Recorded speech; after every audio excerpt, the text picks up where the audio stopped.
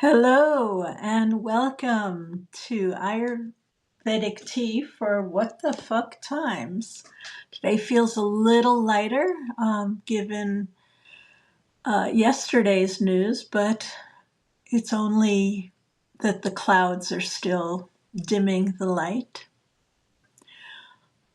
So thank you, Geetika, for joining. Where are you located, if you don't mind writing it into the chat?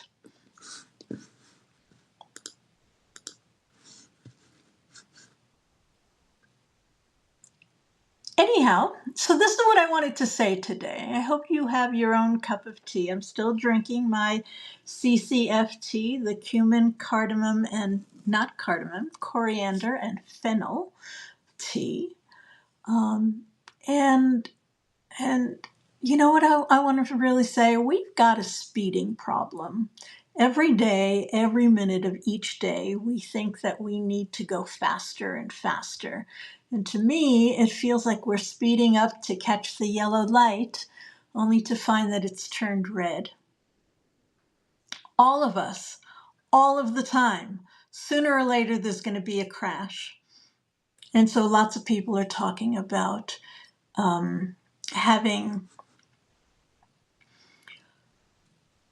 burnout and overwhelm, and that seems to be the human condition right now, is basically all of that burnout and overwhelm. So I'm just now adjusting my computer so I can see your messages a little bit better. So mid-afternoon, this is 2 o'clock my time. I'm on Mountain Time, is the perfect time to reflect on whether or not you want to speed up during that yellow light or for that yellow light, or knowing that the red light is coming. Or you can take the foot off the gas and roll to the inevitable stop and save energy. This is still hot. I let it boil a little bit longer than I normally do, and it tastes even better this way. I was watching another live. So it's your choice. I find that I have a better quality of life when I take time to reflect. And reflection time doesn't take very long, nor does it require a checklist of things that you have done or what needs to be done. None of those kinds of things. It doesn't even require that you sit down and do some deep breathing exercises. All of these things you can do. You can do yogic practices where you're just rubbing your hands, getting a little bit of warmth, and then putting them over your eyes because you've been on the computer all day. All of these things are great things to do. But you don't have to. Great things to do. Oops. But I had my computer voice on. Oops. So it's your choice. I like to just simply pause, have some tea. I find that I need to digest my food. So I'm going to go take a walk. 10 minutes walks after lunch is one of the best ways to reflect and relax. And then, of course, having some sort of digestive tea is really good. And this is the CCFT. So who am I? My name is Chitra, and I am a doctor of Ayurveda. I specialize in women's health, and I write and now record for Art of Menopausing. And menopausing doesn't simply mean that you are perimenopause or at menopause, but menopausing. It's throughout the life. And how do we want to live in this second half or third half or third of our lives? And that's what Art of Menopausing is about.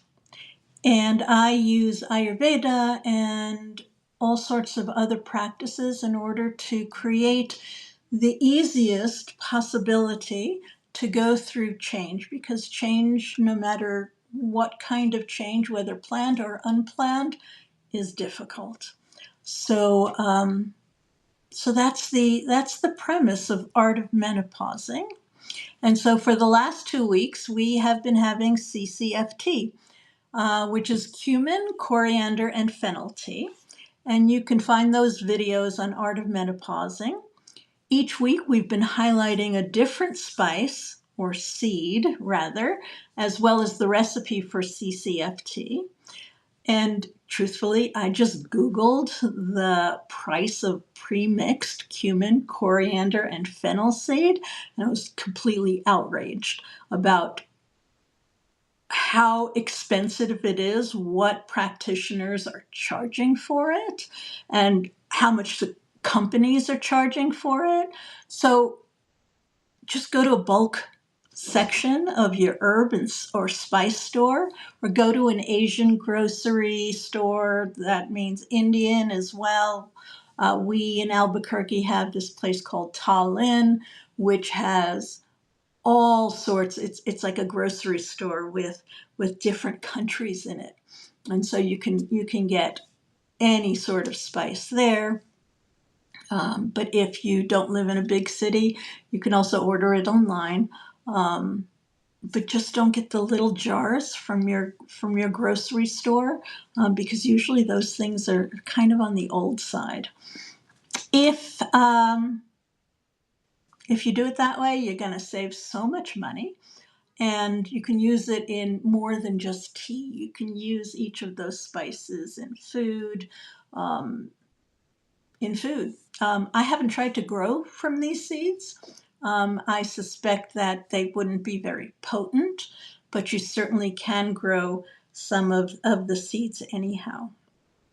And if you need online sources for organic bulk spice seeds, I'm happy to give you the sources. Just email me or message me here on Substack, or comment after the video is live, because I don't have a way of holding on to these chat messages. Yeah, so let's talk about fennel. Fennel, I don't know, can you see that? Yeah. These are slightly green looking as compared to the cumin, which have more of a brown. These are also color, and these also seem to be a little more plump. Cumin looks more like rye seeds, so if you've ever had rye bread, you'll see the rye seeds in there. That's close to the cumin seed, but these all have the similar shape. So the fennel seed. And fennel is probably the least controversial of the three spices in CCFT. I know, cumin, controversial. How could that possibly be? Well, some people wonder, especially in Ayurvedic circles, where every quality of each food is picked apart. They think that sometimes it can aggravate inflammatory conditions. And if you read some texts, you can see that written in certain texts, and in others, it's not so much. Coriander, controversial? Well, a little bit, because coriander is cilantro. And that's the herb which tastes like soap to many, but not the seed. So the only thing controversial about fennel seed is that it tastes like licorice, or aniseed, anise seed, light, meaning it doesn't have that same intense, but it has that licorice-like taste to it. Fennel seeds taste sweeter than those two, the licorice and the anise, and also is not as heavy. Maybe it's because of the type of plant or slash vegetable it comes from. Fennel seed can be found on the feathery leaves of the fennel bulb.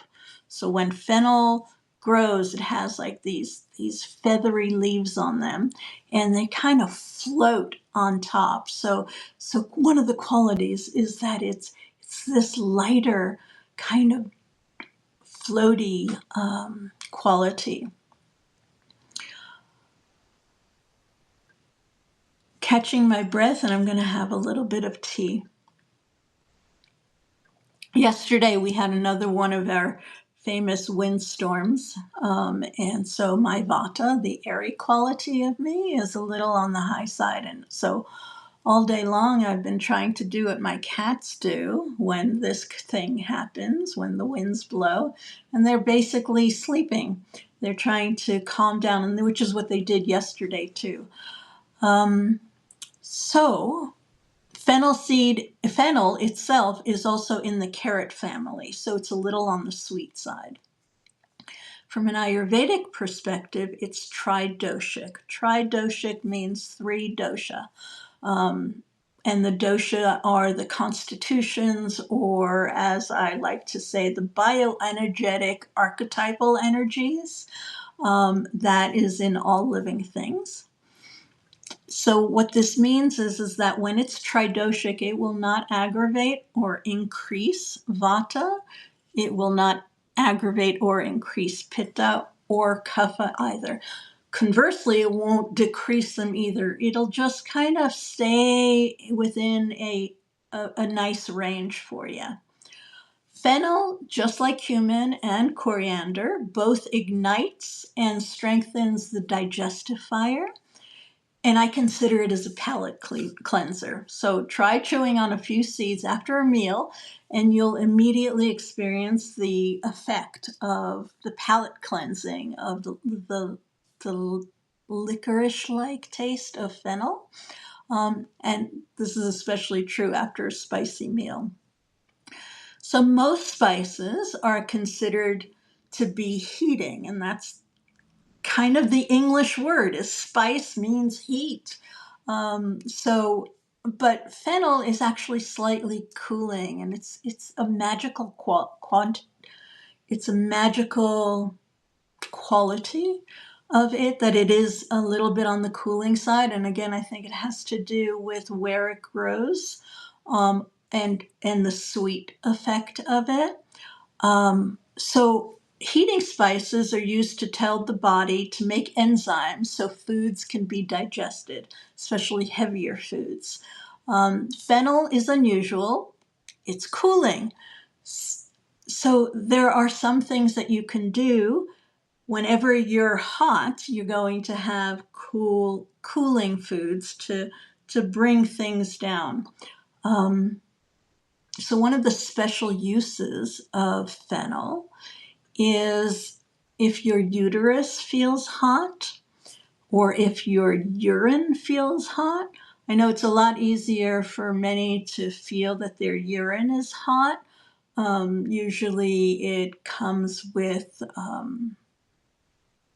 certain foods, or an infection of sorts, or what else would make urine hot? Well, definitely some sort of a growth happening, and both men and women can feel that coming through, and the uterus feeling hot. Some women cannot feel very much there, and that has to do a lot with so many other factors that I'm not going to go into.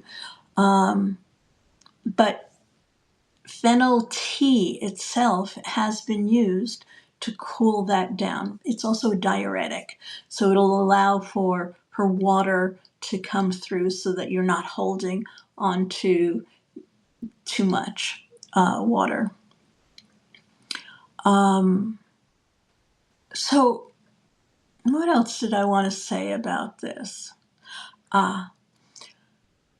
Because it's also, fennel is because it's tridoshic, it's also gentle enough for and safe for children, pregnant, and lactating mothers.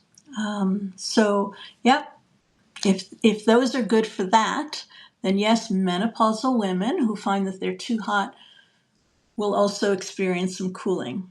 So I want to take a moment to speak about therapeutic effects of herbs and spices that I'm talking about, especially in tea. Please understand that unless you're drinking these teas in large and very concentrated quantities, you won't get these therapeutic effects. You're just not going to feel them as quickly, and quite honestly, I suggest that you treat this like food. So hopefully with food, you're not counting all of the nutrients and the phytochemicals and the calories. You're doing food for not just for nutrition, but for its effect on you, on your spirit, on your energy, on creating this body of yours, of giving you energy and for enjoyment. And a lot of times it's the enjoyment of food which gives you the beneficial qualities of the food. Which reminds me of all of those stories of people saying, I don't know why, but I have the recipe that my grandmother made. I make it every single time and it doesn't taste good. It doesn't, not that it doesn't taste like hers. And the reason why it doesn't taste like grandma's or grandfather's or whomever did the cooking was because they had a special energy of love in the food, and that gets translated into your nourishment as well. So we're not talking just about the physical properties. So treat it like food, these herbs, and get value from the tastes and from the practice and from the ritual of doing that. Tastes in Ayurveda each have specific beneficial actions. So if you can't feel anything, just focus on the taste itself, and that will provide lots of benefit. And if you're looking for the therapeutic qualities or values of herbs and spices, I suggest that you find an herbalist or a nutritionist with herbal training. Make sure that that nutritionist has a good amount of herbal training, because a lot of times they're just looking at chemical values, you could say, of the foods. Or another way to help find a therapeutic way is find an indigenous practitioner, Chinese medicine practitioners, or someone like me trained in Ayurveda. So here we are, 15 minutes have passed. I hope that you've enjoyed your tea, your pause for today. Does anyone have any questions before we close this live down for today?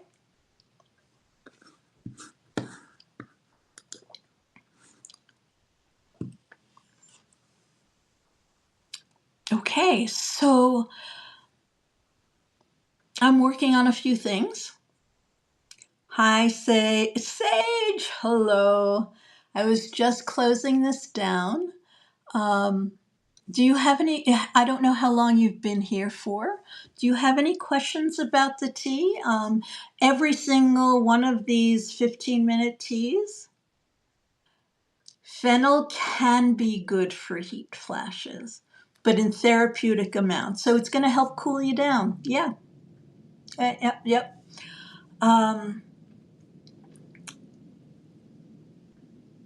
I'm going to put this up in a post. You'll get it in your inbox, however way you get yours, or you get my posts.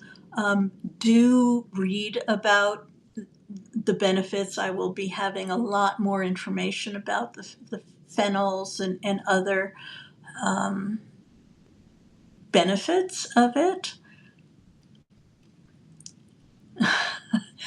Great to have you here, Sage. She wrote, "This is my first CCFT video live." Yeah, these lives are really fun. I'm really enjoying it. I'm thinking of doing more lives with different um, collaborations, and you guys will get more information about that. I'm also working on a lot of new things, but I'm going to wait until after Mercury goes direct, which is, I believe, April. Today's April 2nd, so 4 days. 4 days Mercury will go direct, and I'll be able to have some things a little bit more solid in terms of other live programs that I'm doing and membership programs and live teachings. So for now, thank you so much for joining me. And I think it's Gitika and Sage who are here. All right. Take care. See you next week. Bye.